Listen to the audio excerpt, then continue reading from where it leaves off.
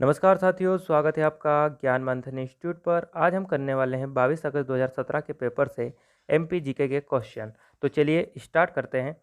पहला क्वेश्चन है आपका, निम्न में से कौन सा राष्ट्रीय उद्यान मध्य प्रदेश से संबंधित नहीं है? तो मध्य प्रदेश से जिम कॉर्बेट राष्ट्रीय उद्यान संबंधित नहीं। जिम कॉर्बेट कहाँ पर स्थापित है? ये उत्तराखंड के नैनीताल जिले में स्थापित है जिम कॉर्बेट नेशनल पार्क। यह सबसे पुराना राष्ट्रीय उद्यान है। इसे 1936 में स्थापित किया गया था। यहाँ पर बंगाल बाघ को संरक्षित किया जाता है। ठीक है, चलिए आगे बढ़ते हैं अगले क्वेश्चन की तरफ। अगला क्वेश्चन है आपका, मध्य प्रदेश में लेदर कॉम्प्लेक्स कहाँ पर स्थापित किया गया है? तो मध्य प्रदेश में लेदर कॉम्प्लेक्स देवास में स्थापित किया गया है। ऑप्शन नंबर ए आपका राइट हो जाएगा। चलिए आगे बढ़ते हैं। अगला क्वेश्चन है, भारत का पहला अंग्रेजी समाचार पत्र कौन सा था? तो भारत का पहला अंग्रेजी समाचार पत्र था बंगाल गजट। बंगाल गजट को 1779 में प्रकाशित किया गया था।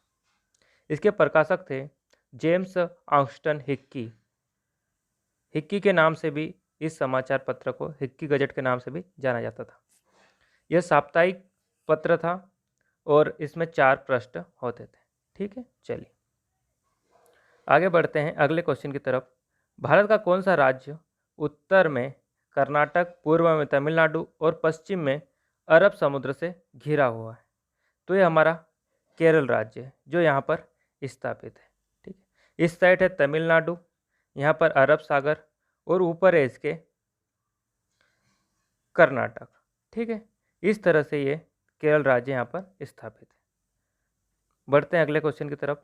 अगला क्वेश्चन है, 1947 में भारत स्वतंत्र होने से पहले कौन सा शहर उड़ीसा की राजधानी था? तो स्वतंत्रता से पहले उड़ीसा शहर की राजधानी थी कटक।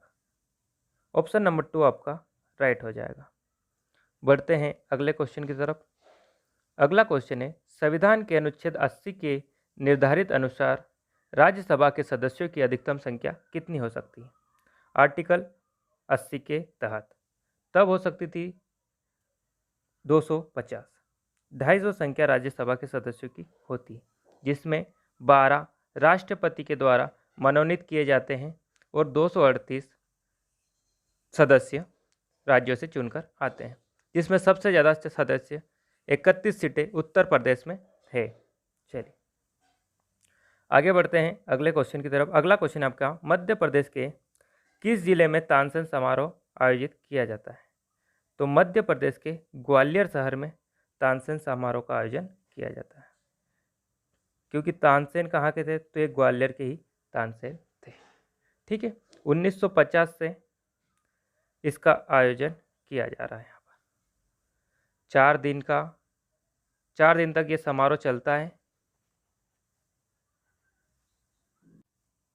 चलिए बढ़ते अगले क्वेश्चन की तरफ। अगला क्वेश्चन है, महानदी का प्रमुख भाग किस राज्य में है? तो महानदी का प्रमुख भाग है छत्तीसगढ़ में। कहाँ पर? छत्तीसगढ़ में सबसे ज़्यादा भाग महानदी का होता है। महानदी रायपुर के धमतरी के आसपास, जिले के आसपास से निकलती है और ये 855 किलोमीटर लंबी है। ठीक है, चलिए किलोमीटर लंबी है। आगे बढ़ते हैं अगले क्वेश्चन की तरफ। अगला क्वेश्चन है आपका, क्षेत्रफल के दृष्टिकोण से मध्य प्रदेश का सबसे बड़ा जिला है? तो मध्य प्रदेश का सबसे बड़ा जिला है छिंदवाड़ा। छिंदवाड़ा मध्य प्रदेश का क्षेत्रफल की दृष्टि से सबसे बड़ा जिला है। यह 11,815 स्क्वायर किलोमीटर में फैला हुआ है। ठीक है, चलिए आगे बढ़ते हैं। अगला क्वेश्चन देखते हैं, पेशावर से कोलकाता तक के प्रसिद्ध ग्रांड ट्रंक रोड का निर्माण किसने करवाया था? तो ग्रांड ट्रंक रोड का निर्माण करवाया था शेरशाह सूरी ने। मुगल साम्राज्य में शेरशाह सूरी ने जीटी रोड का निर्माण करवाया था। ठीक है, चलिए आगे बढ़ेंगे। अगला क्वेश्चन है आपका, हेपेटाइटिस बी के अभियान में भारत सरकार का ब्रांड एम्बेसडर कौन है? तो भारत सरकार का ब्रांड एम्बेसडर है अमिताभ बच्चन। कौन है? अमिताभ बच्चन। ये हेपेटाइटिस बी के लिए एटोटाइडिन करते हैं। चलिए बढ़ेंगे अगले क्वेश्चन की तरफ। अगला क्वेश्चन है आपका, भारत सरकार द्वारा प्रारंभ किया गया आधार आधारित मोबाइल भुगतान एप्लीकेशन का नाम है। तो इसका नाम था भीम। क्या नाम है इसका? भीम। भीम के नाम से इसे स्थापित किया गया। बढ़ते हैं अगले क्वेश्चन की तरफ। अगला क्वेश्चन है, लोकसभा का अध्यक्ष कौन है? तो अभी फिलहाल में लोकसभा का अध्यक्ष है ओम बिरला। कौन है? ओम बिरला। ये 18वें लोकसभा के अध्यक्ष हैं। राजस्थान के कोटा जिले से ये चुनाव जीतकर आए हैं। और इनके बारे में और बता दूं मैं, तो इन्होंने 19 जून 2019 को पदभार संभाला था। ठीक है, चलिए। सुमित्रा महाजन इनसे पहले लोकसभा की अध्यक्ष थी। लोकसभा के पहले वक्ता कौन थे? तो लोकसभा के पहले वक्ता थे गणेश वासुदेव मांगलकर। गणेश वासुदेव मांगलकर ये लोकसभा के पहले वक्ता थे। ठीक है, इन्होंने अपना कार्यभार 15 मई 1952 से 27 फरवरी 1956 तक संभाला था। ठीक, चलिए बढ़ते हैं अगले क्वेश्चन की तरफ। अगला क्वेश्चन है, नोबेल पुरस्कार पाने वाले पहले भारतीय कौन थे? तो नोबेल पुरस्कार पाने वाले पहले भारतीय थे रविंद्रनाथ टैगोर। इन्हें गुरुदेव के नाम से भी जाना जाता था और इन्हें नोबेल पुरस्कार साहित्य के लिए दिया गया था।